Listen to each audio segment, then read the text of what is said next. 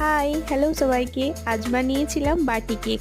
এর জন্য নিয়েছি 2 কাপ ময়দা, 1 কাপ গুঁড়ো চিনি, আর এটা দেখছো এটা হচ্ছে পাটালি গুড়, যেটাকে আমরা গ্রেট করে নিয়েছি।